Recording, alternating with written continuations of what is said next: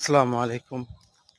আজকাল একদল নারী পুরুষ রাত 11টার পরে বের হয়। 11টা 12টা একটা সামথিং বা আরও পরে বের হয়। তারা তাদের নাম দিছে ভোজন্ড শিখ।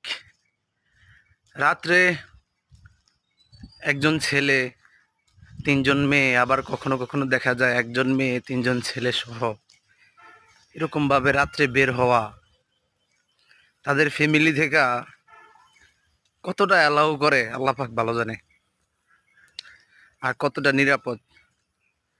অর্থাৎ রাতে মনে হয় 11টার পরেই তাদের ক্ষুধা লাগে।